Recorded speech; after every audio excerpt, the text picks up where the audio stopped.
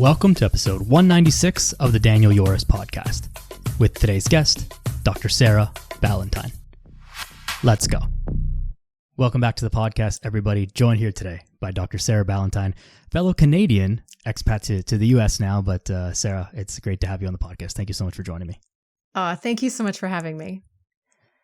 To start this conversation, mostly centered around your book, the Nutrivore book, I want to kind of take a little bit of a step back. And in this, it'll allow you to introduce yourself and kind of let people know who you are and what it is you do. But take me back to 1997, the time period between 97 and 2001.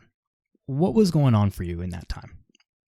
So in 1997, I was an undergrad in physics at the University of Victoria. And that was when my weight ticked up to morbid obesity for the first time. I really started struggling with my weight in around puberty. I learned 25 years later that I have Hashimoto's thyroiditis, and that's also when my symptoms of hypothyroidism started. So I think that a really kind of lazy thyroid gland was probably a fairly large part of that equation. But also, it was the 90s, right? So like Weight Watchers, Jenny Craig were the weight loss strategies. Like I remember my mom counting points, and so I learned how to count points. Diets were very much restrictive. Low carb diets were gaining in popularity. And I was a really active kid. We were really poor. So a lot of our food was, because we grew up close to the Pacific Ocean, it was like mussels that we would just go pick at the beach. Or we had this like little old rinky dink like rowboat that had like you have someone would always have to be on bailing duty because it had leaks, right? Like so one person would row, one person would fish, and one person would bail. But it would be, like we would have fish, we would have we'd get sent to the park to pick dandelion greens for salad. My mom always had a really extensive vegetable garden, so I had like kale and potatoes growing. So there's like, if I look back at how I grew up, it was a lot of foraged food, right? A lot of like food that we were able to just get from the wild ourselves. My uncle hunted and would like just bring like elk or antelope or deer. One year it was bear, and that I did not, that was not my favorite, but like he would just come and bring meat and fill our freezers. So it was a lot of like whole foods. And I was a super active kid because we were too poor to do anything. So I had a bike and, would get home from school. I walked 3 kilometers from the bus stop.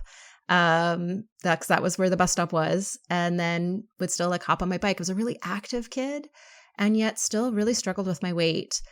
And it felt like the more I tried to lose weight, the more impossible it was.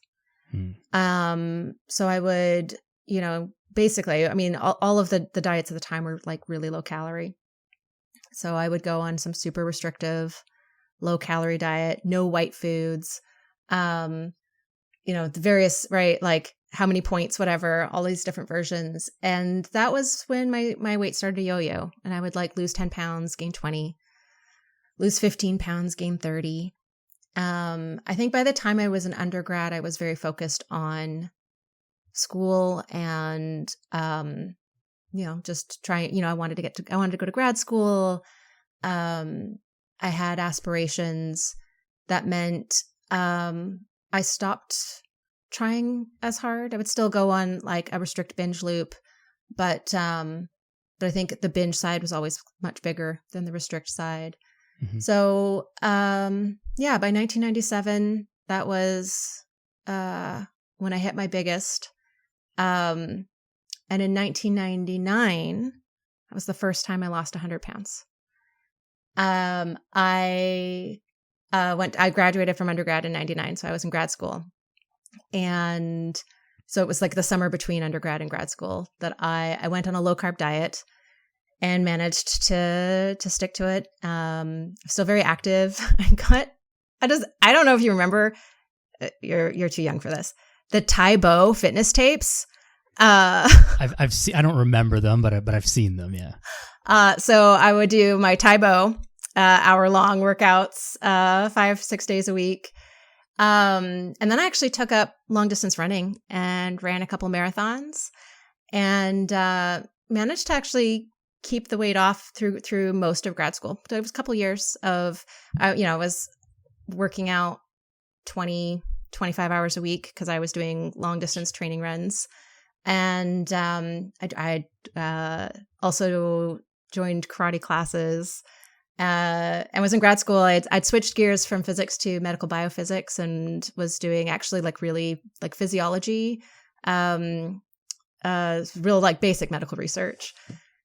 And then my last year of grad school, shortly before I got married, I had a health crisis, which it's like severe adult onset asthma, but I was like coughing up blood. And had to get put on really high doses of steroids and had such bad lung damage. I couldn't walk from, in a tiny little 1-bedroom apartment from the living room to the kitchenette without getting out of breath. And I gained back 50 pounds in 6 weeks. In part because I was suddenly inactive. Right. And the steroid doses were so high. And steroids, of course, increase your appetite and hunger and disinhibition. And it kind of felt like all of the tools that I had developed to maintain my weight were just like removed, like stripped from me, like it's just taken away. And I gained back about another 80 pounds over the next year and a half. So by the time I defended my PhD and got married and moved cities all within 3 weeks time, I was back to really struggling. It felt like at that point, like nothing worked. Like nothing, I could not get back the routine that I had. I couldn't figure out the consistency. And I was back to the yo-yo. I was back to lose 10 pounds, gain 20, restrict, binge. That's when I really developed binge eating disorder. And I was hiding food from my husband. And again,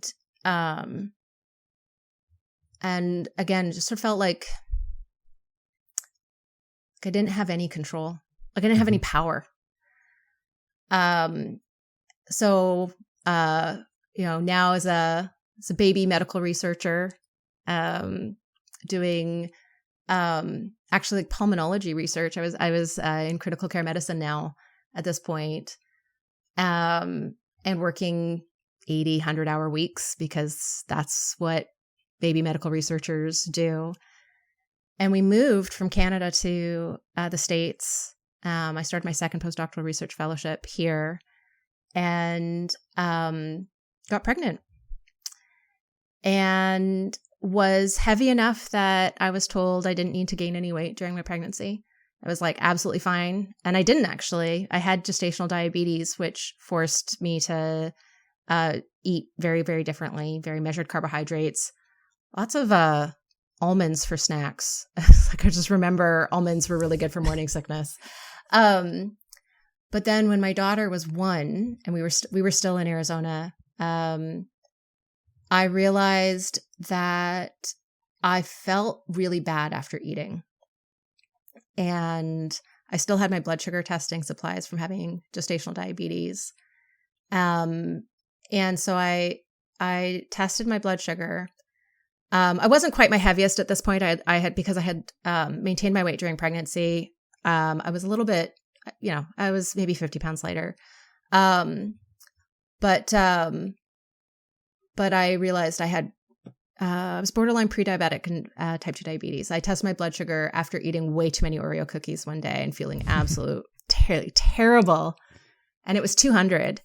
Now I did something that I never, ever recommend anybody do. which is I didn't tell my doctor. I kept it a secret. I wanted to bury my head in the sand and not acknowledge that I was at a point where I was developing type 2 diabetes. But that kick in the pants got me back on a low carb diet, back very active, got back into hiking, which was like a childhood activity. Got back into my Taibo. And I managed to lose 100 pounds a second time. And actually what was really interesting was that second time I had other health issues crop up and get worse. And it was really eye-opening to me to realize that losing weight was not like this magical sunshine and rainbows experience. I was having worse skin issues. I had an autoimmune condition called lichen planus, which is kind of like psoriasis. I also had psoriasis. And I didn't know at the time, but I still had my hypothyroidism symptoms. I didn't know yet about that one. I was getting chronic migraines, still had problems with asthma, and still had irritable bowel syndrome and acid reflux. And all of those other things, like my blood sugar levels went back to normal, which was great. I managed to skip gestational diabetes with my second pregnancy, which was awesome. I was doing at this point a lot of yoga, as well as a lot of walking. But I was still, there's something about when you walk through this world in a bigger body, you know, every encounter you're subject to other people's judgment. And there's a really awful feeling of knowing that other people see you as lazy and undisciplined and gluttonous. And even though I always worked hard to be active, even though I tried so hard to stick to healthy eating patterns, knowing that I was being judged based on my appearance, there's just like this chronic stress aspect of that. And I felt very much the same.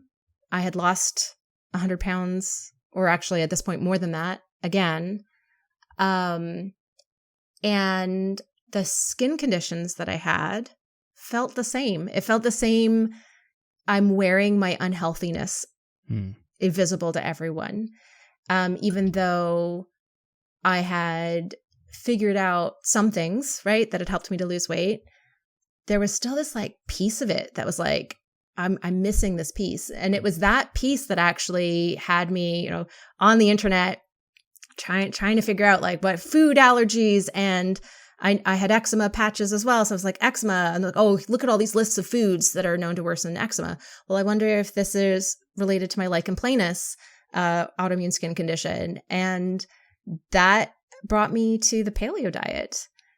I was skeptical at first, but the person who was talking about it was a scientist. He was a professor. He had very sciencey, well-cited rationale for each aspect of it. And I decided I'm going to try this. And in 2 weeks, my irritable bowel syndrome went away. My acid reflux went away. I stopped having weekly migraines, and they were more like 3 or 4 a year. I was able to go off my asthma medications, and my skin started to clear up, and I became a zealot. I was like, oh yeah, hey, this is my solution. It's also now going to be my entire personality. I lost 20 more pounds, and I was able to maintain that weight loss for a long time. And overall, I felt really good. And then comes along 2018, and my weight starts creeping up again, even though I really haven't changed anything. in 2019, my weight's still creeping up and I'm starting to do these yo-yos again. I'm starting to do the lose 10 pounds, gain 20. And I don't understand what's going on until I realize that I'm menopausal in 2020. 15 years younger than my mom, by the way. Life is just not fair. It's not cool. That was just not fair. I don't think. But it all of a sudden felt like I was back to that same cycle of not feeling in control, not feeling like anything I do, like my body doesn't respond to what I'm doing, right? My body's just like, I'm powerlifting 6 hours a week and walking. In 2020, I got a puppy, so I got back into hiking every day. So active. And, I'm still eating a really good diet overall. And just feeling like it doesn't add up. Professionally, I had at this point become a wellness influencer. I had written some books and was very sold on restrictive diets as a cure-all. But I had started researching the gut microbiome for a book that never ended up getting published. I don't know if it ever will. And I started reading papers that were not part of like the normal ones that circulate in the wellness community. Mm-hmm. And I started with, it was lentils was the beginning. Lentils was the eye-opening food. I started reading these papers about how amazing lentils are for the gut microbiome, right? Feeding keystone species and increasing gut microbial diversity and improving the gut metabolome. Okay, I can't look at how great lentils are, and I'm not eating lentils, right? They're not part of the paleo diet. I'm actually afraid of lentils. Then I started backing up. Like let's take a farther out view. Wow, lentils reduce the risk of type 2 diabetes. They reduce the risk of cardiovascular disease. Like look at all these other health effects on the whole body of lentils. I should eat lentils. And it was the beginning. It was like food after food that I was researching their effect on the gut microbiome, realizing this food I was afraid of was really great for the gut microbiome. And then facing my food fears, expanding my diet, and feeling better and better as I went. But then realizing that not everything that I had learned was actually the right way to think about food. Mm.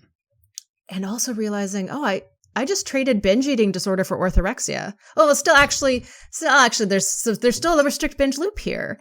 It might be within this dietary framework, but it's still the same thing of not eating enough, eating way too much. And this food fear that I have is stopping me from actually maintaining an overall higher quality diet that is within the energy demands of my body. So my weight, through this was creeping up. I think it hit its highest again. The highest was probably 2006. I think I was close to 300 pounds then. But it was the highest since then. Mm-hmm. It was 2022. And I had gone through enough of these foods to realize I don't actually resonate with the paleo diet anymore. I need to change my brand. I need to talk about something else. And I need to figure out my relationship with food.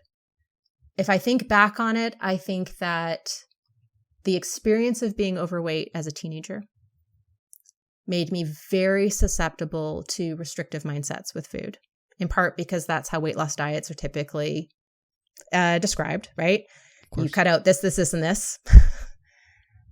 But that was feeding what psychology studies tell you it happens, right? It increases food fixation, obsession. It makes you more susceptible to emotional eating. It makes you more susceptible to eating disorders. And I was like, aha, yep. Here's all the psychology research that matches my experience of whether it was restrictive dieting just for the sake of weight loss or restrictive dieting for what I thought was the sake of health, in either case, that dichotomous approach to food, that food fear that I had, the moralization of foods, right? Seeing these foods as bad foods. And then if I succumbed to a craving and ate one, well, then I'm bad when I eat that food, right? And then that feeding this just continuing unhealthy behaviors. So I really worked on it. I went back to therapy. So my therapist gets a lot of credit here. And I had to research every single food because I am a scientist by training and by nature. Every single food I had to research, right? I had to read all the papers showing me the health benefits in order to like have that knowledge base to face my food fears. And I started expanding my diet and I started talking about it. I started talking about these foods that did not align with my previous personality of paleo. And while it was the gut microbiome that was kind of like my entry point, the thing that was thematic in all of this was nutrients. When you restrict foods, you're cutting out sources of nutrition. And especially when you restrict food groups, you end up cutting out large chunks of sources of nutrition. And it doesn't mean that it's like impossible to meet your nutritional needs within these dietary templates, but it requires like an additional knowledge base. Like, okay, well, like if I don't eat nuts and seeds, where am I going to get my vitamin E? Right? Like it requires a different sort of knowledge base to navigate within your food choices. How am I going to get these nutrients? And as I was deepening my knowledge about these foods to try to assuage my fears so that I would feel comfortable expanding my diet and trying to heal from an eating disorder, I realized that the conversation is all wrong. The conversation is on weight loss and restriction. And what we need to understand is what to eat, right? Not how to diet, but how to eat. And that is the origin of both, I think, how I kind of fell into believing some things that I don't believe anymore about food. The susceptibility, that desperation to conform to societal beauty standards. But then also it's my path out of it, right? My path to, I need to understand nutrients, what they do in the body, the patterns, right? What types of food have what types of nutrients, and the eating patterns that supply the full range of nutrients our bodies need. And that's not what we're talking about in the wellness community. That's not what my doctor tells me to do when my doctor wants to give me 3 minutes of diet advice at the end of a 5-minute appointment, right? Like that's not actually even integrated into dietary guidelines from the government, right? Whether we're talking about Health Canada or the USDA, right? Like that, it's all like simplified. Like if you follow these things, nutrients will come, but that it's not actually in practice. That's not actually how it works. There's this knowledge gap that nobody is filling. But because of my personal and professional journey and how those have always been intertwined, I'm uniquely positioned to fill that knowledge gap.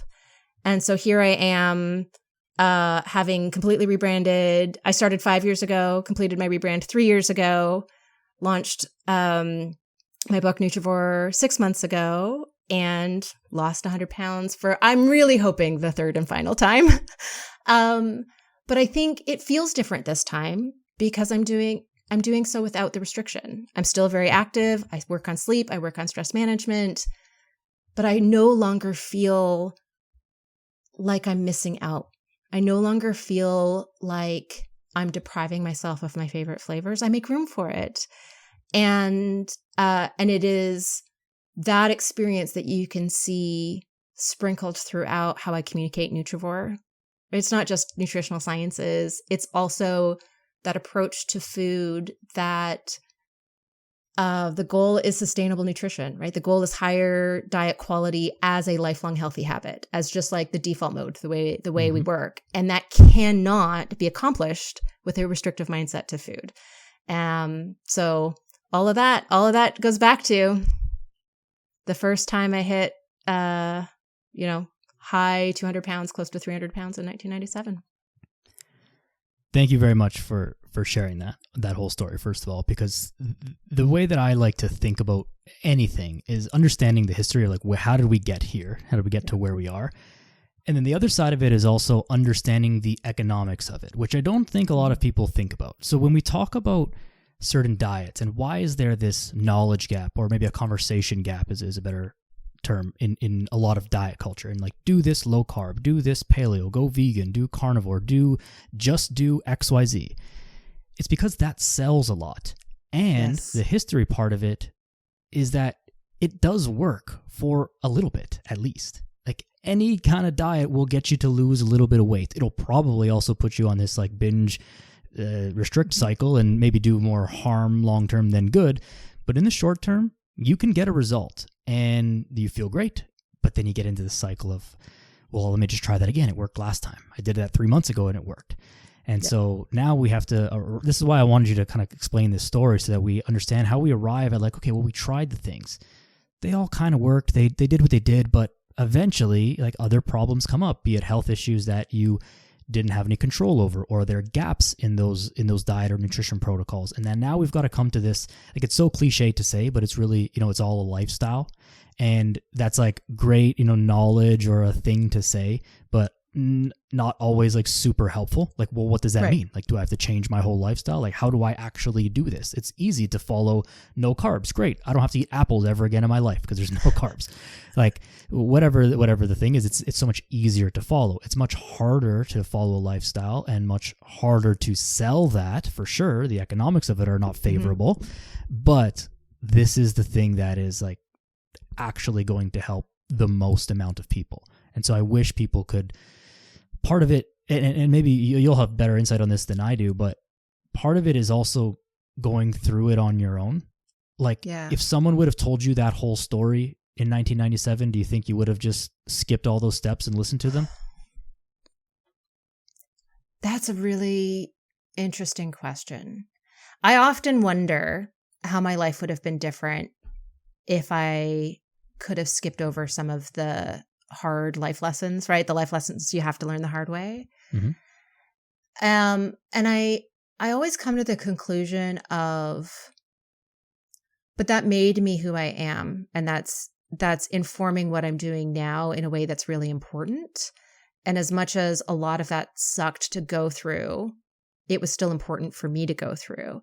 Now, if I could get to this point, right? If I could like skip over it and like, let's say just lose 100 pounds once, right? Like let's just do it once and be done with it. What would have been the thing that would have changed that experience for me? I think if I'd been able to sit myself down and maybe have like a 3-hour-long conversation about, this is what happens when you restrict, right? When you restrict, there's like a psychological impact, right? There's also the adaptations to too high of a caloric deficit, right? So there's a whole separate physiology as well as the psychology.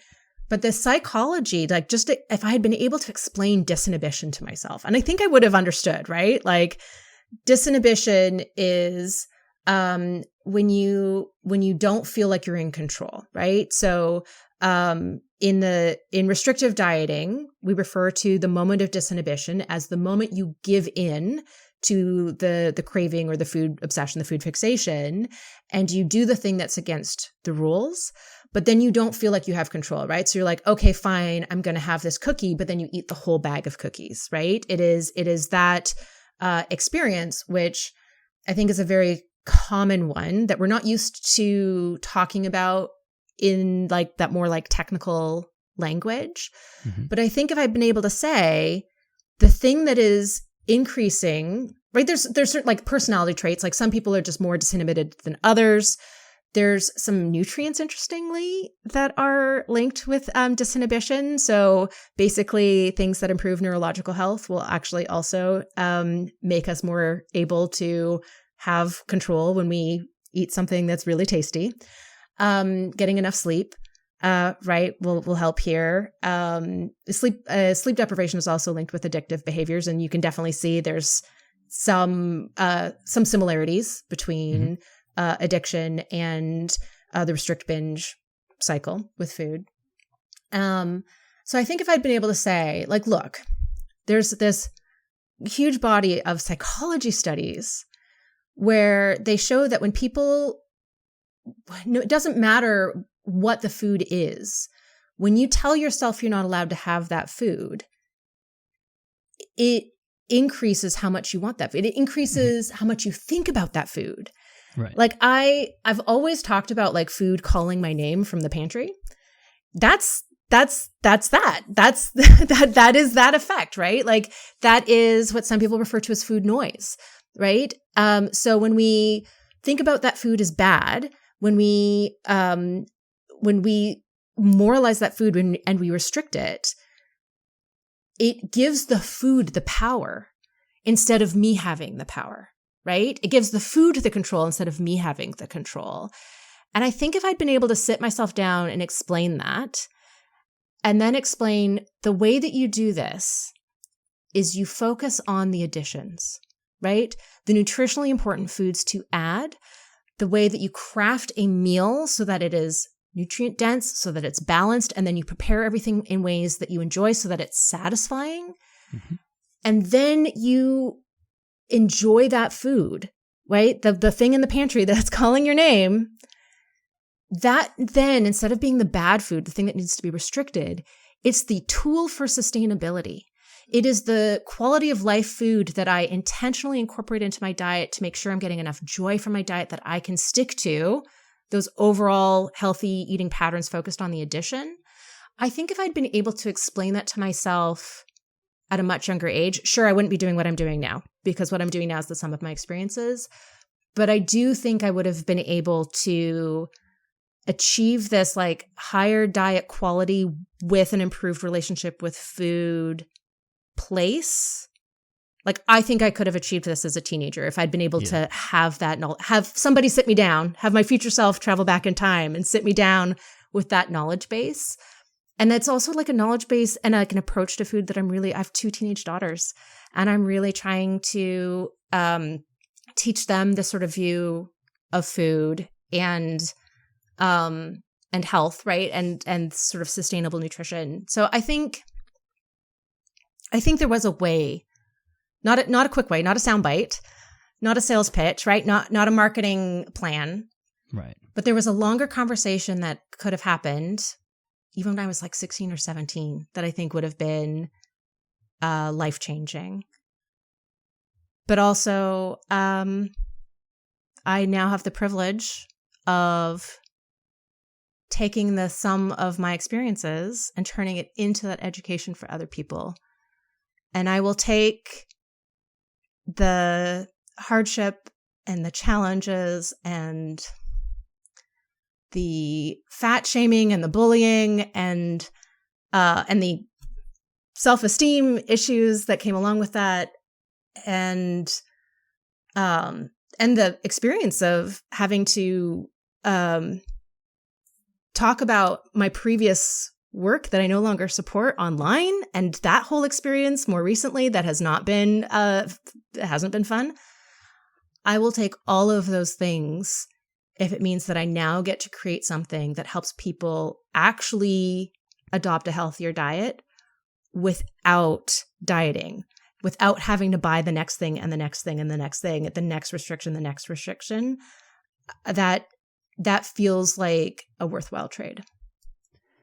I definitely agree. And I mean, I think that that's why, like, it's so commendable that you did actually make that shift professionally, because we've seen a number of people kind of like have their thing proven wrong. And I'll say like the Liver King is like an example. That's an easy one to like kind of, pick on, that he's not going to see this and get upset. But like his whole, charade got let down, and it wasn't really a charade to anyone who was paying attention. But now it's like, well, what does it mean? So what do you do with that information? Right. Do you listen to that or do you not? And so could he pivot and like be real or just lean into it? Like, who knows? Then you're lying, and you're openly lying. It's very difficult. But then we come back to the conversation and how it helps people. And there's also this element of like, the message has to come from the right person at the right time when the receiver of the message is in the right headspace and in the right place. I'm sure that you've had this For sure. interaction. Oh, it's like somebody telling you your boyfriend's horrible. You're never going to listen to it. You have to realize your boyfriend's horrible on your own. Yeah. Sure. But sorry, Mom. You were right, but I didn't listen. Sorry. So that, but it's even like, I've had this happen a number of times, and it's even with myself. It's not even other people, but it's like, I'll have a client who's already, paying me to coach them, and I'll say something and they just, brush it off. And then they hear me repeat it on the podcast, and I said it. And like, oh, you said this on the podcast, and like I clicked. I'm like, I told you that 3 months ago. Like we had that conversation in the context of your own life. And it's like, well, they weren't ready to receive that message, right? So even like thinking about your younger self, it's hard to say like, well, how could you have facilitated that? Like you can't. And so that's why I think that these kind of conversations and like you sharing the story, as far and wide as possible is so valuable. Now, another thing that I really love, and I think this is almost like it's like a psychological hack where when we focus on adding things, you speak of it from adding the nutrients in, and we frame it positively. And I think that there's a lot of power there rather than what am I taking away from my life? I'm already trying to, lose weight. We use that word lose. I think that words have a lot of power. So we're trying to lose weight. Well, maybe we try to build strength or improve fitness. And like even just saying it and thinking about it like that, adding nutrients versus removing calories, like the end result is going to kind of be the same. If you're eating more of a Nutrivore-ish diet, which, we'll explain a little bit more about what that is in a minute, but you're going to end up eating less calories and then you'll end up losing weight, but you're not necessarily counting the calories and like doing this stuff. So this addition of calories or this addition of nutrients is really the biggest thing. What happened here? Everybody give a second. I'm going to cut this off and pick it back up again, but just bear with the technical issues here. All right. Well, sorry about that. We're back now. We had some significant technical issues, but fingers crossed here that we are good. I'm trying to pick back up the conversation where we left off again. I know it's like 5 seconds for you guys listening, but we've been struggling here for like half an hour. So we were just talking, Dr. Sarah, about adding things in and how to like utilize this addition to, kind of hack our psychology, I think is the phrase that I was using, so that we're thinking more positively about it, right? We're thinking positively about exercise, we're thinking positively about our nutrition and our diet and just the generic all-encompassing lifestyle things rather than what can we take away. So on a little bit more of a practical level, with Nutrivore, what are some things that people should be looking to add into their nutrition or add into their lifestyle? Yeah. So I think on a very basic level, when we're talking about habit formation and we're talking about building what are hopefully like lifelong healthy eating patterns, depending on the starting point, right? Depending on where you are at as a user, like what is going to be a thing to add? Let's focus on the easiest possible thing to add, right? Maybe it's 1 serving of vegetables per day. Right? Like we can talk about destination, like where do we ultimately want to be? We ultimately want to be at an 80% whole foods diet, where about half of every plate is covered in fruits and vegetables. About a quarter of every plate is a starchy food, preferably a whole food. And about a quarter of every plate is a protein food, preferably a whole protein food, right? That's kind of like the destination. And then that 20% of other like non-whole foods is like our quality of life foods, the things that give us joy. But we don't need to go from like 0 to 100 in 0.6 seconds. And actually, I would argue that for most people, it's much more sustainable to break that up into like little tiny baby steps. And I think the most important first step is like whatever is going to build a success, whatever is going to be the lowest barrier to entry, the easiest thing to do. You like carrots? Awesome. How about carrots and dip with your lunch, right? Like, let's just start there. Whatever is the lowest energy, the lowest time. It's the thing that you like, right? So we can just start building the consistency, build a win, get a win, and then we can build on that win. And so whatever is like the easiest possible thing, right? You mentioned apples earlier, right? Maybe it's an apple, packing an apple for a snack instead of getting something from the vending machine, or instead of skipping a snack altogether and then being hangry by dinner time, right? Mm-hmm. So maybe it's just adding that bag of apples to the grocery cart on the weekend so that apples are there. Keep them in your car, right? So that you always have them. They will be fine at a roughly room temperature or what outside temperature, like for a while. So there's the destination, but I feel like the most important thing to add is it's the low-hanging fruit, pardon the pun, right? It is the thing that is going to make you feel like, yeah, I did the thing, right? Mm-hmm. I made this healthy habit. And then, right, then we can add something that's a little bit more friction, right? It's just a little bit more energy required to get it off the ground. So let's say we started with, you like carrots, you added carrots for lunch. Okay, you're having carrots and dip with your lunch. Do you like celery too? Not as much. How about cucumber? Right? Okay, okay. Cucumber's fine. I don't like it as much as carrots, but I'll do some cucumber too. Great. Now we're eating 2 vegetables with lunch. Right. Now you've been doing this with your lunch. Can we do this with dinner? Like, what's the vegetable we can add to dinner? It feels weird to eat raw vegetables at dinner. I get it. Do we like cooked carrots? No, we don't like cooked carrots. Okay. Do we like cooked broccoli? Yeah, cooked broccoli's okay. All right. Now we're going to try cooked broccoli. Oh man, now it's an extra step. It's no longer getting the pre-cut carrots at the store or the baby carrots or whatever and just throwing them a handful into a little baggie in my lunch. Now I have to do the step of buying the broccoli and cooking it to have with my dinner, right? That's there's more time required, more thought. Maybe it's buying frozen broccoli so that the preparation's already done, but like I still need to like take it out of the freezer and I still need to cook it. Maybe it's throwing it in the microwave, but like, okay, now let's figure out how can I do the second step in the way that's going to still build that success? That's still going to build my win, right? So how am I going to add that? And then we're going to like slowly expand our palettes, right? So we're going to expand, I think working on adding more vegetables and building up to 5 servings of vegetables per day is like an amazing first step. It's not the best first step for everybody.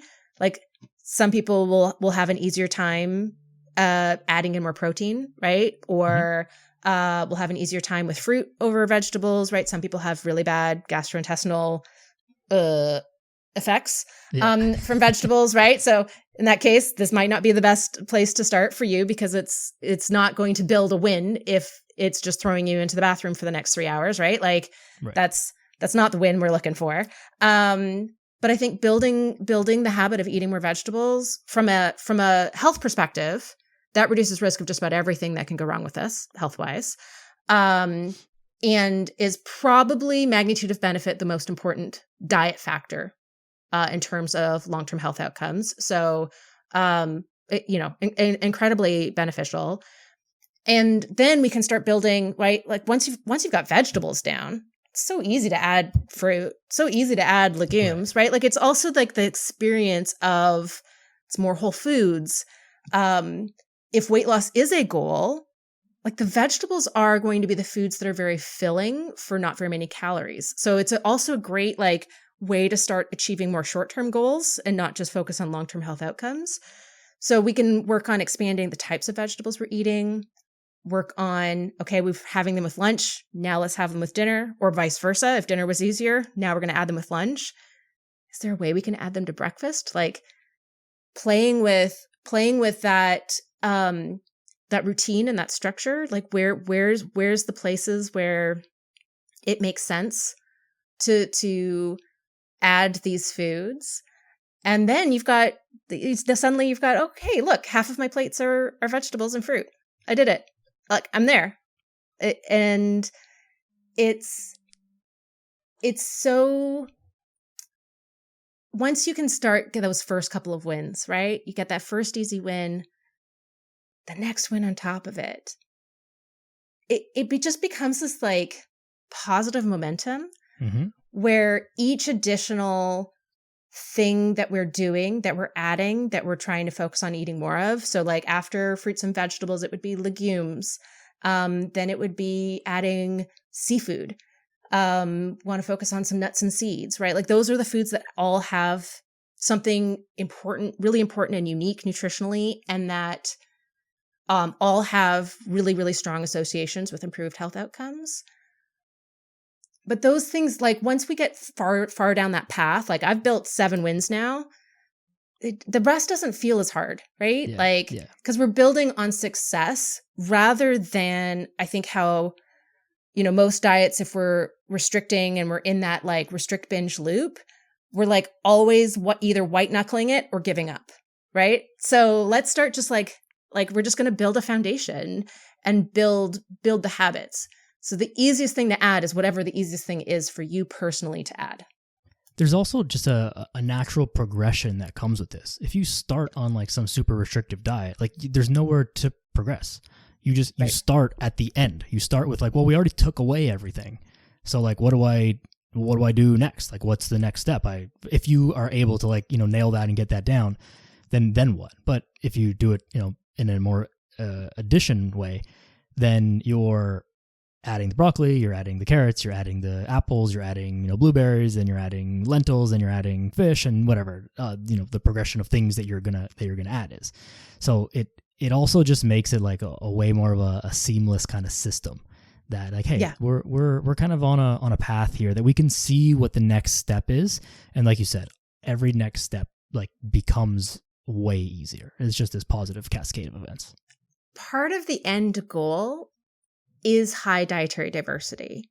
So part of the ultimate healthy eating patterns that we're trying to form, right? Mostly whole foods, lots of fruits and vegetables, and high dietary diversity would be like the 3 most important like overall eating patterns that we're like, that's what we're trying to get to. Mm-hmm. And the reason why high dietary diversity seems to be so important for health is like when you're eating a diversity of foods, you're kind of like automatically getting a diversity of nutrients, right? You're automatically getting different vitamins, different minerals, different phytonutrients, different amino acid profiles. And there's actually some really interesting research showing that dietary diversity can be used as a proxy for diet quality. And very low diversity diets tend to equal malnutrition. But it sort of automatically lowers the chance of there being like an important nutrient shortfall that's going to be harming health. And so there's this like amazing part where initially it can be intimidating, right? So initially you can be looking at foods that are not familiar to you and you can feel like, okay, I understand this is a healthy food, but I don't know how to cook this. I don't know what it tastes like. I don't know what the texture is going to be. Once you kind of get through like a couple of those, like just like the challenge of newness, right? New is tough. Like new is hard. But it also that shifts into this like amazing exploration of foods and flavors where we can tap into, I think, is a really basic human experience of nourishing ourselves and our loved ones with food and celebrating with food, consoling with food, right? Like that's all a normal human experience to have. And this like exploration and adventure with food is also a normal experience to have. Like it's also normal to be really excited about, oh my gosh, I've never had this food before. When we are starting out, it can feel very intimidating. But as you kind of build those wins, suddenly that diet expansion becomes like a fun project. And so I think there's this like whole other piece of this, which is the more of these wins that you build, the more the process of getting to the end point of the healthy eating pattern becomes a fun process because it becomes a process of exploration rather than like the energy required to plan and execute. Yeah, it's kind of cliche to say again, but it's like the first step is the hardest. right? And everything becomes interesting. And one thing I can't help thinking as you're explaining all that is just the general concept of what a paleo diet kind of should represent, in that this is, we eat like the cavemen were eating, and like, great. If we actually think about it, they were just eating whatever they had access to.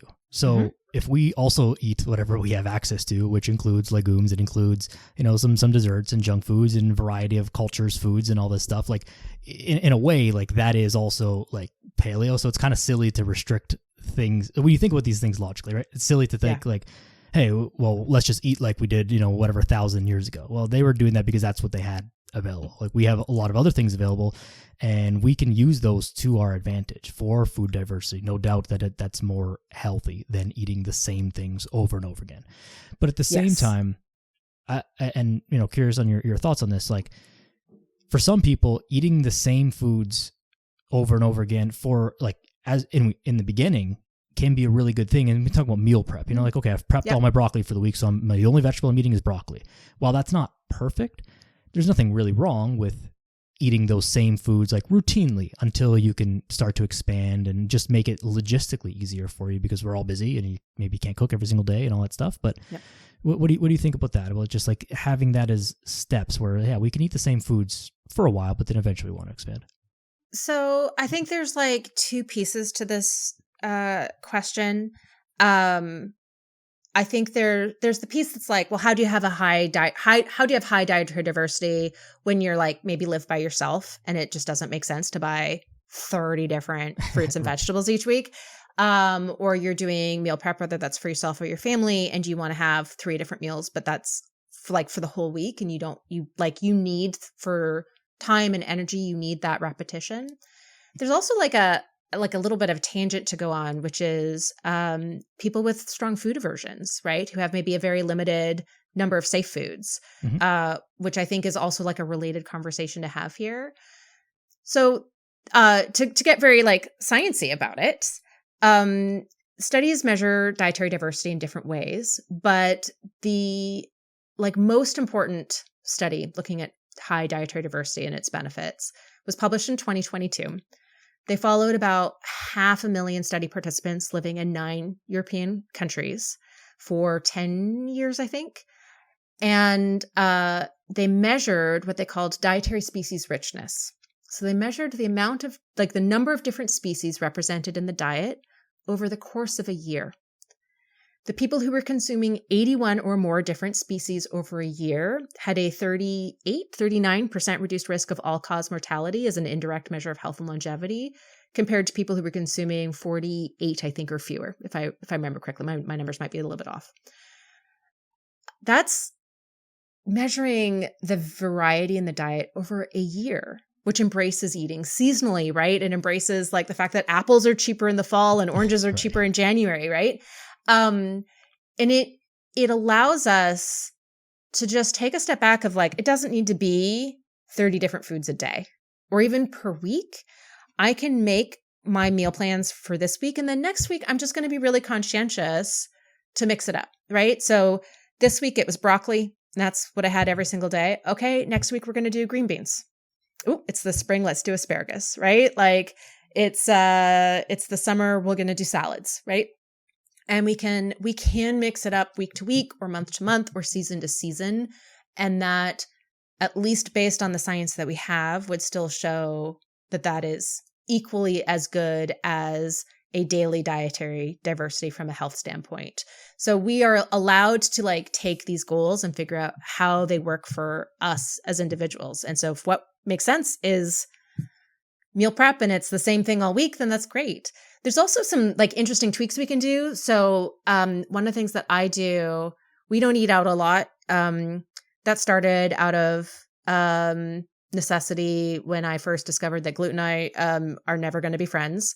It's sad. It's sad, but gluten and I are not meant to cohabitate. And so, initially when I discovered that, it was really hard to get gluten-free meals in restaurants. It's easier now, but we just kind of got out of the habit of eating out. Yeah. And so, so I like cooking. I really enjoy that time. It's very, I don't know, meditative in a strange way, right? The repetition of chopping, like that's something that I really enjoy. And so when I need a quick meal, like when I still have those nights where I'm like, this would be a takeout night, right? If it was easy for me to get gluten-free takeout. It's easier now, but like I've developed the skill of, I've got certain meals that every time I make them, the last 2 dinners worth go in the freezer. Mm-hmm. So I always have, like right now in my freezer, I've got spaghetti sauce, I've got some shepherd's pie, and I have cabbage roll filling to make cabbage rolls. Like this, just like the things I happen to have in my freezer. Just today, I usually have 2 or 3 things that are going to be, and I have some soup, right? So I have some things that I can just thaw, reheat. Some things I can just reheat. I don't even need to thaw first, right? And those meals are there. And that is a wonderful, you don't even need a lot of freezer space to do that. If you're meal prepping, the first time it's hard, right? If you're used to meal prepping 1 week, but the first week, meal prep for 2 weeks and put half of it in the freezer. And then every week after that, you meal prep for a week, but put a couple of those meals in the freezer and then take out a couple of the meals from the freezer to like have towards the end of the week. Mm-hmm. And you just get to mix it up that way by utilizing freezer space. So there's other like strategies here that can be used to mix it up that don't actually, other than the first week where you're going to have to meal prep some extra stuff, right? After that, it's the same amount of work, but you still end up with that dietary diversity. And it's a great strategy for people who really need meal prep from a time and energy perspective, but hate eating the same thing over and over again. Because some people do. I'm not that person. I could eat the same thing every day. It's fine. Me too. At least for 3 months, and then I never want to see that food again. And then it'll have to be a different food that I can eat every single day. But then talking about people with aversions, right? Or people with ADHD who have a really hard time with food preparation, like the instigation energy to prepare food. So they have to really rely on things to get food, right? Just to get anything. Have to rely on kind of like safe foods, right? So like foods that are very familiar, very easy to prepare. These are often, boxed and canned foods. It's a different equation. And I feel like, if you're dealing with strong food aversions, there's other things to work on that aren't dietary diversity, right? So we can still work on adding some vegetables. Do you have one vegetable that you like? Do you have 2 vegetables that you like, right? Okay, then we're going to just stick with those 2 vegetables. You've got 2 safe vegetables. They can only be prepared a certain way. That's fine. We're going to start there, right? And I think to me, that's kind of the power of looking at the merits of food based on the nutritional value rather than a moralization is you see a couple of things really quickly. First, you see there's like trillions of ways to combine different foods that actually meet our nutritional needs. So you can absolutely cater to your own food preferences. And if you resonate with a diet and you don't want to add back in something, that's fine. You can still tweak your food choices to get the nutrients that you need. But it also means that we can have that give and take, right? So if dietary diversity is just not a compatible goal for you right now, we can still work on, within a more limited repertoire of foods, we can still work on how can we shift the proportions of different foods? Is there something, can we, let's say your safe food is broccoli. I know that seems weird, but my oldest daughter had sensory processing disorder as a child and only had about eight safe foods at that time, and steamed broccoli was one of them. So it does sometimes happen. But but that still requires energy to prepare. Okay, can we do a batch on the weekend so we have steamed broccoli in the fridge all week, right? Or maybe we buy the bag of broccoli that you can just throw in the microwave to steam from the grocery store. It kind of gives us permission to find those little I don't want to call them hacks. It's Strategies. just like being okay with being imperfect. It's not like a 0 or 1. Yes. It's like maybe cooking broccoli today and then green beans and then Brussels sprouts and then whatever is like the ideal. But cooking just frozen broccoli once a week and then having that every single day is not bad or wrong. It's just like one notch down, but it's not at the bottom. It is still vastly superior to our starting point, right? Like it gives us permission to personalize and to cater to our own preferences as well as challenges, right? Like whether that's energy, time, food preferences, budget, right? Like we access, like we all have challenges to, I would argue there's no such thing as a perfect diet. But we're always going to hit some kind of barrier, right? We're always going to hit some kind of cap to that food isn't in the grocery store year round, right? Like there's always going to be something for someone, or that food's too expensive, or that food takes 3 hours to cook, right? There's always going to be some kind of challenge. We're all going to face those, and it's okay to just do the best we can with what we have. I'll add this to everything that you're saying here, and I think it's that as much as some people will listen to that and think like, okay, that sounds great, but I just don't want to cook. Mm-hmm. You are making it way harder on yourself by not wanting to cook. Like, I think cooking foods at home is, I hate to use the word hack again, but like that is, if you do that, you absolve yourself of so much of like the dietary nonsense that is out there. And I'll even say, lately in the news, and it will be over the next couple of years, the whole like seed oils, processed foods, ingredients, dyes, blah, blah, blah, blah, blah.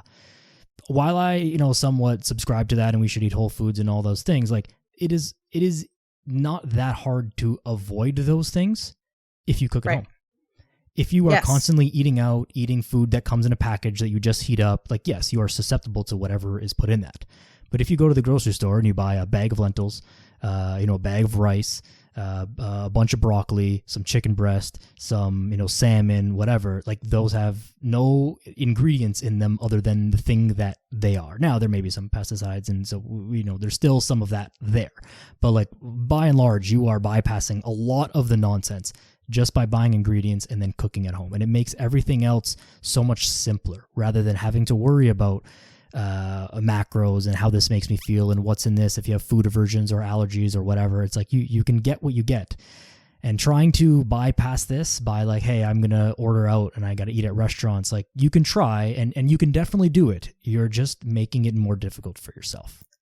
I would add 2 more arguments for developing the skill of being like comfortable in the kitchen. Mm-hmm.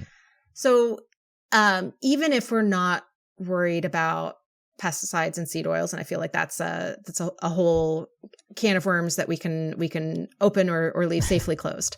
But even I think things that we can like agree upon across the sort of health conscious communities as a whole, the more you eat out, the more boxed and canned foods you consume, the higher your sodium intake.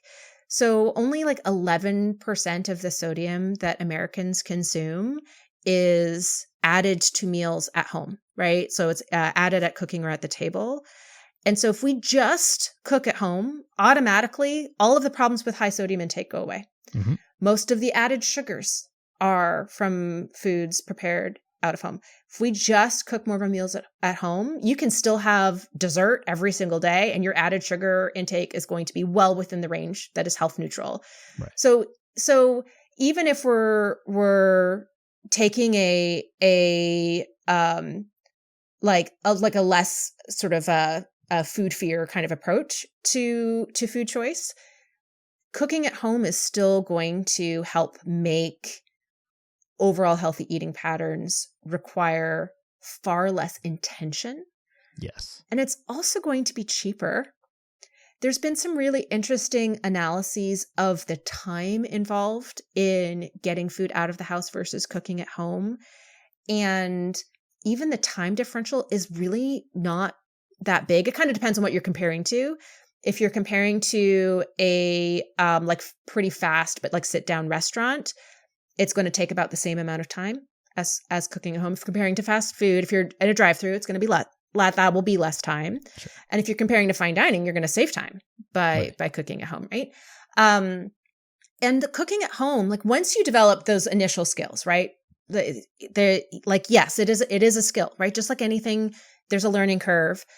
Once you kind of get through those like basics, and I think there's no better teacher than making some mistakes in the kitchen and having to eat the result of those mistakes, right? Like that's how I learned to cook was, well, I'm poor and I can't afford anything else. So here's this thing that I added way too much something to, and I'm going to have to eat it or figure out how to fix it, right? But I think that once you can get over that initial learning curve, that there's a lot of ways that we can use that time to get more than just cooking done, right? So maybe that's time that you listen to a podcast or an audiobook, or maybe you catch up on the news, or maybe that's when you call your grandma and check in on her, make sure she's doing okay. Maybe for me, that's like time where, okay, my 17-year-old's not that interested right now. That's fine. She is just in the middle of being 17, and 17 is a tough thing to be. My 15-year-old will still come and take the opportunity to come sit with me. Maybe she'll help, depending on what I'm making. And that's time for us to chat about her day, right? Like that time can still be, it can still be multitasking time where it can still feel like, I've accomplished something else that was on my to-do list, or I've accomplished relaxation. Now it's hard to relax when you're like brand new to cooking, right? Because just the activity of cooking can feel like a lot. My suggestion is to start with roasting. Roasting is the easiest thing to do. It is the lowest hands-on time. For meat, like just a whole chicken, this could be really cheap. You just throw your favorite seasoning blend on the skin. Make sure there's nothing on the inside. Like make sure there's no bag of stuff in the middle. Put it on a roasting pan or a baking sheet. It doesn't matter. Put it in a frying pan. It doesn't matter. Throw your favorite seasoning blend on the skin. Goes in the oven at 350 degrees Fahrenheit for 20 minutes per pound. So if you have a 4-pound chicken, that's an hour and 20 minutes. That's it. Then your vegetables, most vegetables will take 45 minutes to roast. Toss them in your favorite oil and some salt. You can add your favorite seasoning mix. Throw them in the oven. 45 minutes. Check on them at 30. That's it. It is so little time. And all you need to do, like for the chicken, all you need to know how to do is like cut open a vacuum sealed plastic. Right. And you have to know how to wash your hands afterwards. You definitely want to wash anything that raw chicken touches, right? For those vegetables, you're going to develop some chopping skills because you're going to want to cut them up into smaller pieces. That is starting to build that skill. There's the skill of like sprinkling, seasoning, right? There is a skill to knowing how much salt to add. Add less than you think. You can always add more later. It's a little bit harder of a situation when you add too much. But that is like the most, like the easiest, I think, entry point in terms of cooking skills. That is getting into that habit. And the other thing is whole chicken roast vegetables. Like I can get 2 meals for our family of 4, a big chicken. I usually buy like the 6-7 pound chickens. And if if you live by yourself, you're going to get 4 or 5 meals out of that chicken, right? From even a small one. You're going to get 8 meals out of a big one, right? Like you're going to get so much food out of, it was 5 minutes hands-on, and then you just had to wait for an hour and a half for it to cook. And that is a great way to kind of like ease into the habit of cooking at home. And it's going to be about the same time in the end as eating out, but it's going to be something like a quarter the price. Yeah. So the other thing is your budget will be so happy with you. And think about like, all of the cool, now we can get some fancy food, right? Now we can, right. You don't have to be a gourmet chef that 5-star restaurant. Like it's simple stuff to start and you build from there. And again, it's another addition thing. It's like it's almost like this concept of just getting more involved in what you're doing. Yeah. Right. Like we think we're too busy to cook because we live in 2024 and like you have work and emails and social media and all this stuff. And it's like, but none of this stuff is like really that urgent. Like you do have time to cook and and talk to your grandma and talk to your mom and talk to your friends and do all of these things. Like, this is part of life as well. Like, responding to your boss's email at 7:30 at night is not something that you dreamt about doing and like get some great joy from doing. That brings up a whole separate conversation about boundaries. I would argue your boss can wait till working hours tomorrow. Of course. And actually, I think there's something about, we're sort of talking about habit formation, right? Focused on nutrition, but healthy habits are not independent of each other, right? Mm-hmm. So like working on getting more sleep, getting more like low strain activity, like walking, like I hike 3 to 4 miles every morning with my dog in the woods. So I get my nature time at the same time. Nice. Those habits, the habit of stress management, right? So things like setting boundaries with your boss, finding time for resilience activities like nature time or like activity, like going to bed at a good time. Those things regulate our appetite and regulate our cravings and make the food choices easier. Getting enough sleep makes us feel more motivated to exercise. Mm-hmm. Like getting more nutrition so that our joints feel better can make the exercise feel better, right? So like all of these things are actually linked. And I would argue that even like the work-life balance piece of it is that is also a healthy habit that feeds into everything else, because that is addressing the stress response, which influences sleep quality, which influences appetite and cravings, which influences how motivated we are to exercise. So there is always this like holistic way to approach health. And it's always, we don't need to do everything all at once, right? I do think the easiest habit is whatever the easiest habit is for you. But if the barrier to cooking food is a boss who's emailing you at 7:30 at night, there's an approach to I'm looking after my health that involves telling your boss where to go. Yeah. I think it's also like there's a bit of a domino effect that happens. Yes. So we talk about not doing too many things at once. But oftentimes people will actually make a lot of changes at once, but kind of by accident. The only change that we'll make is say, we're going to have carrots at lunch. And then, so that's the only thing that you set out. That was like the only check mark on the to-do list of health stuff to do today.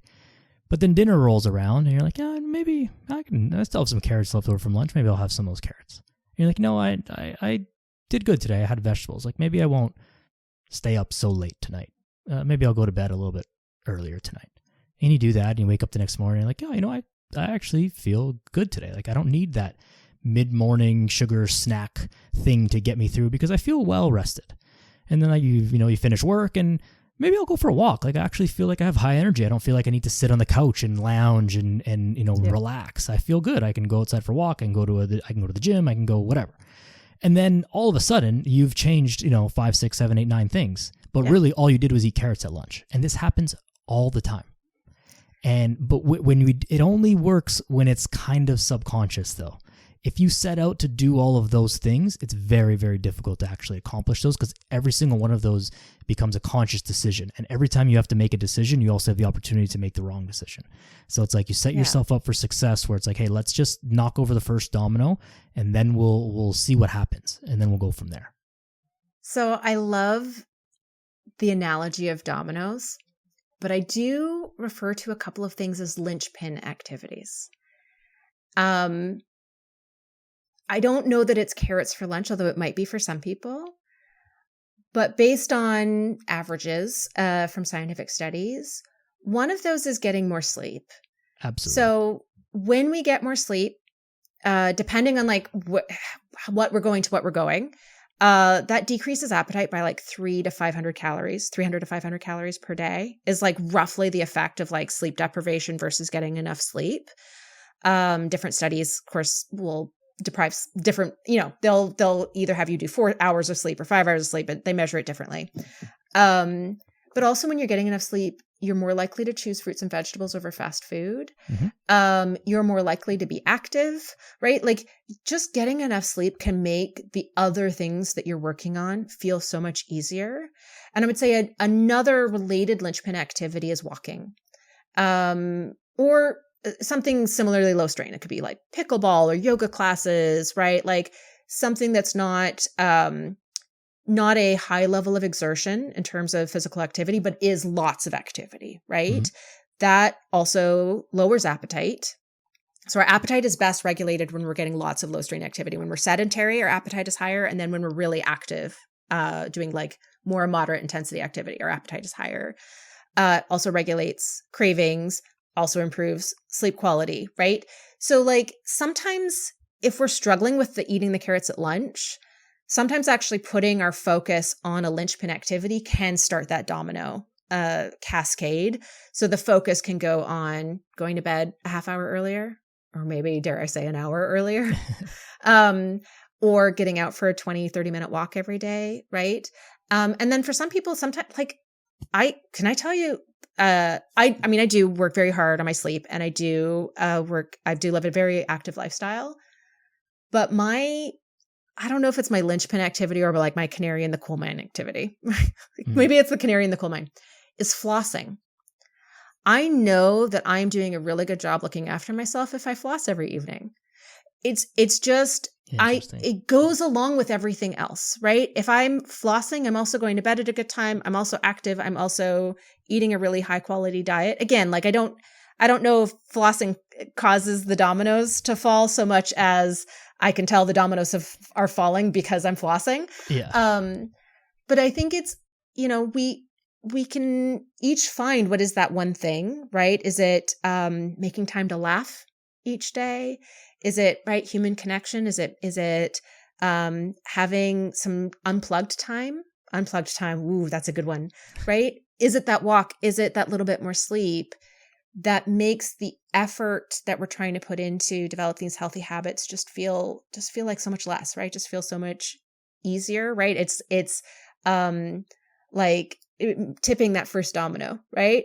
So it's just so much easier to just like knock it over by sometimes the focus on something else can just help everything fall into place. Yeah, totally agreed that sleep and movement, we'll call it as a catch-all, are the bigger like carrots for lunches. It could be a thing, but it's like a very small one. But getting the sleep in, because it just impacts everything else. Like I've had, I'm pretty sure I've told this story in the podcast, but I'll say it quickly. But there was a client I had a while ago, or we're still working together actually, but one of the first nutrition changes that we made was she was drinking coffee like at 8 or 9 p.m. at night. And so before we changed anything else, it was like, let's just push that last coffee like no later than 2 p.m. She said, great, like let's do it. Within 1 week, she was down like 10 pounds. And like, why? It's not because coffee is fattening or anything like that. She started going to bed earlier, started sleeping better. Then she was able to have a proper breakfast instead of junk for breakfast. Then she was able to have a proper lunch. So she wasn't, snacking on junk food and get out for a walk. And like, that was the only thing, right? And so it's not the coffee. It's that her sleep was improved and all of these wonderful things happened. And these are the things that we've got to look for. But if you can, to make it more actionable, like you were just saying, Dr. Sarah, like, looking at what is one thing I can do to improve my sleep and one thing I can do to add a little bit of movement into my day. If you get those two things in, then everything else is going to start to just, clear then up. The carrots at lunch are going to be a lot easier. Exactly. Yeah. Exactly. One last kind of a little topic that I did want to touch on, switching gears just a little bit. When we talk about adding nutrients in, if people are maybe not getting super diverse types of foods and a super diverse diet and vegetables and whatever, where does supplementation fit into this? Because like a criticism, not a criticism, that's not the right word, like a rebuttal I could hear from someone be like, well, I'll just take a vitamin then. I don't want to eat all those different things. I don't want to eat vegetables. I'll just take a greens powder, or I'll take a multivitamin, or whatever supplements. Like, how do we evaluate that? Yeah, that is a really fantastic question. So I'm about to say a bunch of things that sound anti-supplement. So I need to preface by saying I'm not anti-supplement. I am pro-judicious use of supplementation. So for example, I bet we largely agree. So it's okay. Yeah. And people know that's my stance. There's zero ways that I can have a normal vitamin D level without taking vitamin D. My body, I guess my body, it's like my thyroid has given up working. Also, I guess I just don't make vitamin D by myself. I'm going to need to take a vitamin D supplement for my entire life. Yep. So I think there's a time and a place for supplementation. I think if you're someone with strong food aversions and a very limited list of safe foods, supplementation is going to be the only way to actually round out and meet your nutritional needs. But if we think about a multivitamin as nutritional insurance, the science on that shows it doesn't seem to work.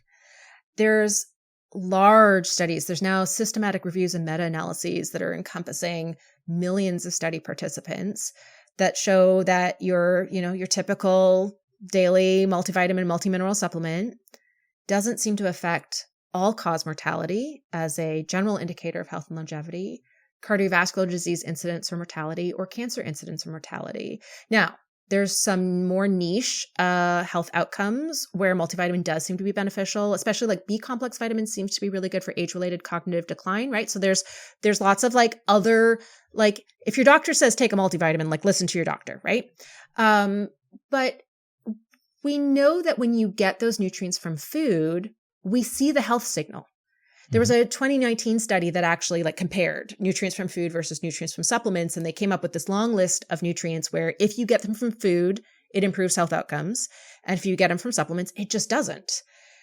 So we just like, you would expect that if a multivitamin really was nutritional insurance, if it really was filling all those nutritional gaps and it didn't matter what foods we ate, you would expect to see a health signal in the biggies, right? In those big health outcomes that have such high prevalence. And there is no signal of benefit. There's no signal of harm either, with the exception of like getting too much calcium from supplementation that increases risk of kidney stones and more science needed, may tick up cancer mortality a little bit. That's a little bit more unclear. So we'll just stick a little asterisk beside that one. But that's very specific to like too much calcium from supplements. Right. So if you're looking at your budget and you're like, I have money to go buy this fancy multivitamin or to buy some more fruits and vegetables, the science would say your money is much better spent on the fruits and vegetables. If you have money for both, I mean, go ahead and do both. The multivitamin, with the exception of way overdoing calcium. So make sure you're not taking one that has way too much calcium. And we just lost the camera again. Okay, we're back again, guys. I'm so sorry for the technical issues. Dr. Sarah, thank you very much for your patience. You guys listening, you have no idea how long this has taken us and how frustrating this has been. But we're back now, and we're going to wrap it up very shortly. But we were on a great thought, Dr. Sarah. So multivitamins, good for some things, not good for other things. Why don't they work, and why are they not like the catch-all, solution to all of our problems? I think that is the most natural follow-up question to why we don't see a signal of benefit from multivitamins for all of these big health outcomes. We don't have a really definitive answer for why multivitamins don't benefit our health the same way food does when we get our nutrients from food. There's some good hypotheses out there. So one might be that it's just not very well absorbed.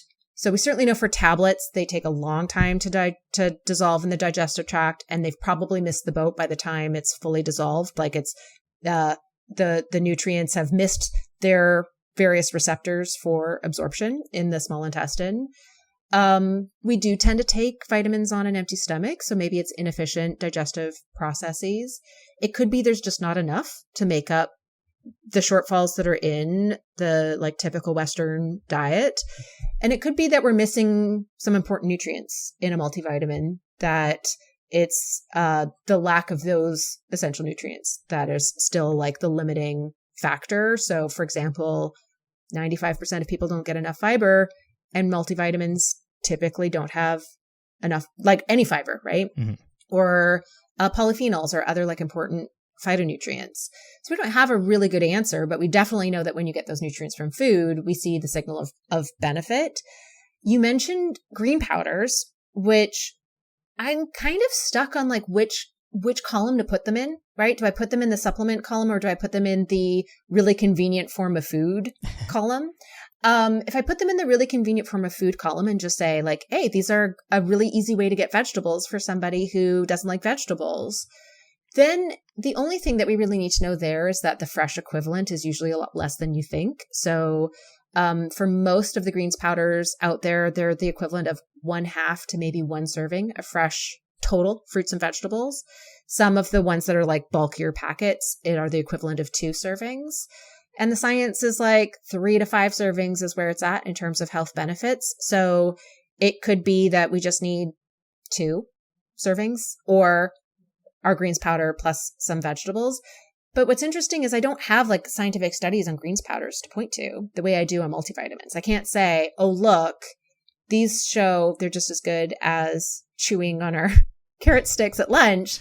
I don't have, like, I just don't have data to point to. So my feeling on greens powders is, I mean, they're expensive. They're a lot more expensive than the fresh fruits and vegetables. I think there's a lot of added ingredients, right? Your adaptogens, your probiotics that are not actually an effective dose. They're added there for marketing and they're probably not enough to do anything beneficial. But that they can be a really good strategy for, you know, like they're really easy to add to a smoothie. They're great if you're traveling. That they might be a really great strategy for some people. I just don't think that in an ideal world, they would replace food. Food's still going to be cheaper by, I mean, like a factor of 8 with a lot of these greens powders, right? So I'm more ambivalent about a greens powder, but I think for a multivitamin, if your dollar either goes to the multivitamin or to the food, the science is really unequivocal that it's better spent on the food. Yeah, I completely agree with all that. I mean, I think a way to sum that up is like the supplements are meant to supplement your diet, right? Not to replace it. And again, kind of a cliche thing, but like I think we all need this reminder a little bit. You're not going to supplement your way out of like a nutrition problem. Like they're good and they have their place, but like it's not to replace all of the things. And if that was possible and what they were for, then we would all be doing them. We would all be doing that, and we would all be promoting that like vehemently because. And we'd all be feeling great. Exactly. How much easier is it to take a single capsule of a multivitamin and just feel amazing and get all the stuff? If that was easy, we would be the first to tell you, like, yeah, go do that by all means. Yeah. Please do. Right? We'd say, take the multivitamin and eat as much cake as you want, right? Like, if right. That worked, are you kidding me? Now that would sell. Right? Yeah, like that. Exactly. That would be a great marketing pitch. Exactly. You know, unfortunately, you know, there's something about the food matrix, right? So this might be nutrients that we haven't identified yet. This might be digestive processes we don't fully understand. This might be synergy, right? We just tend to have nutrients that work well together in the same food, right? That's just like a pattern that we see in nature where you have nutrients that either prevent too much absorption of the one thing, or they're used together, or they aid the absorption of each other. We tend to see that packaged together in food and traditional dishes. So it could just be a matter of we don't understand the synergy enough to be able to synthesize that into a tablet or a capsule yet. But we do have a very large body of evidence showing us that focusing on the whole food sources of these nutrients improves health. And at least for now, it does support my argument of a food-based approach to nutrition. Yeah, I agree with it. I mean, I very much subscribe to that idea of synergy and the way that things are. There's a reason why, and just because we don't know that reason and maybe we can't replicate that reason just yet, doesn't mean it doesn't exist.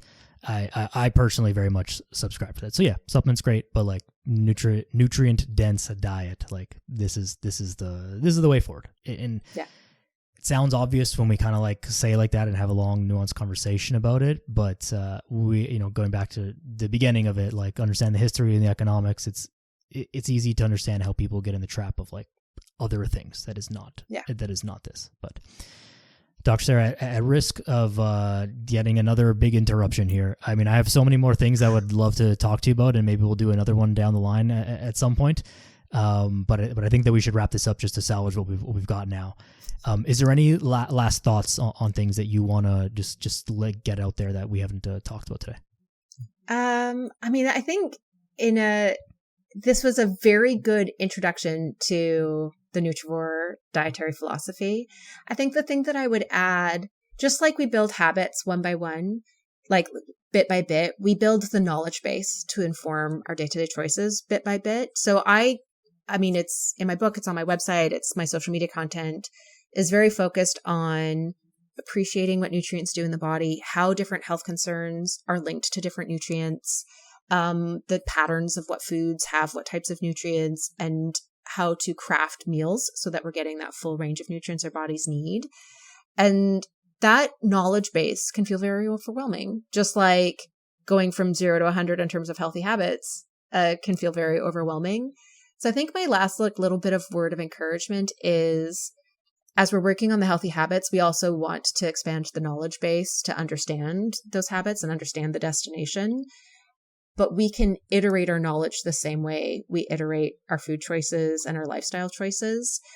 So I encourage your listeners to come hang out with me online, to go pick up a copy of my book, to check out the very in-depth website that I have built and continue to add to on a near daily basis. So start working on that knowledge base, right? Like the nutritional science knowledge that if we got that education in school, diets wouldn't be a thing. There wouldn't be a diet culture to fight back against, right? Because if we had that knowledge base, first of all, eating a nutrient-dense diet intuitively would be easy because we would have the knowledge base to just know how to do that. It'd be fine. But also we'd be able to identify the misinformation, the marketing pitches, the predatory marketing online, and we'd be able to see really easily, oh yeah, this is good. This is not so good. So we wouldn't be this like susceptible, right? The thing that makes us susceptible to spending our money on the next diet is not just the psychology of restrictive dieting that makes us fail, because we will eventually, and think that it's our fault rather than the restrictive diet structure's fault, who is really to blame. But that lack of knowledge to be able to understand those pieces, that lack of the knowledge that I would love to go back and tell myself in 1997, that's what makes us all susceptible to that yo-yo, right? The restrict binge cycle, the next more restrictive diet. And so that knowledge base is also what I'm trying to build with Nutrivore, right? Not just the psychology of the approach to food and the focus on addition, but also that just basic understanding of nutrients and what they do in the body and the patterns that help us get enough nutrients, that we can then cater to our own situations and our own food preferences. It's that knowledge base that actually frees us from diet culture for good. So my little invitation to come learn with me and maybe face some food fears, expand our diet, and start working on those carrot sticks at lunch. Yes, I second that encouragement. There are many layers to this. You know, I've said here on the podcast many times, but like, I think it's completely ridiculous that that I even have a job as a fitness and nutrition coach. Like, in a fully, perfectly functioning society, there is no need for people to do what I do, other than high performance Olympic athletes, like pushing the boundaries of human potential. This is because of this lack of knowledge, this gap in general wisdom that we have, that this exists, but because we have it, like, it is so important. It's kind of goes both ways, right? It's incredibly important for people to write books like what you are writing, and coaching and all of these things. But eventually, I hope that we work ourselves out of jobs. That's I don't think that we're going to get there, but I would love to do that. Yeah, so one of the things that I have said to my team many times, we created a section on the website that was for just recommended dietary intakes of different nutrients for different demographics. And it was weeks to collate that information because there was no other website online that just had all of the dietary reference intakes for all of the essential nutrients for different demographic groups in one spot.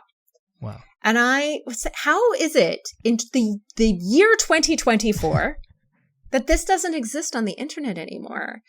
How is it that just an article about all of the different ways that magnesium improves our health, written for an average person and not an academic to read, how is it that I'm writing this for the first time on the internet?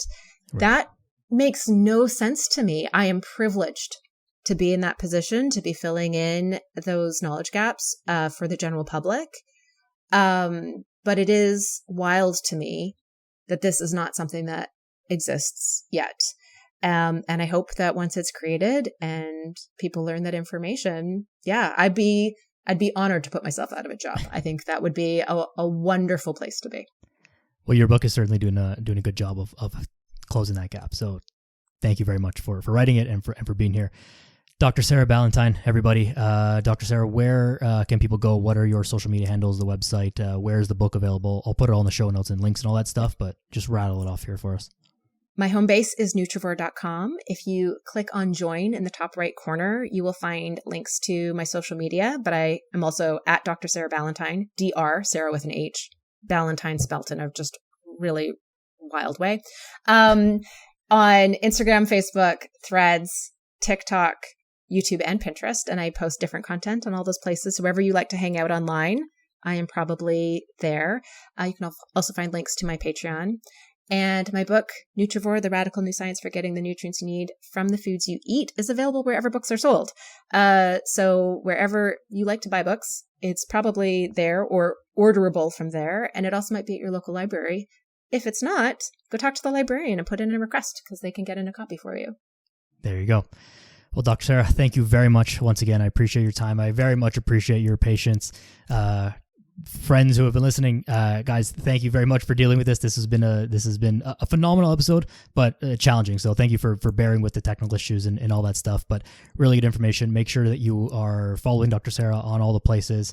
Buy her book, go read it at the library, tap into the website and close those knowledge gaps for yourself and then share it with other people, because that's how we fix all of this problems of the world is we learn and then we pass it on to the next person who needs it. And we all need it and then know someone else who needs it. So get that in you. Share that podcast episode as well. Make sure you're following both of us on social media, like, share, subscribe, all those fun, good things to help good information get out there even more. And that's that. Go outside. Be a good person. We'll see you next time.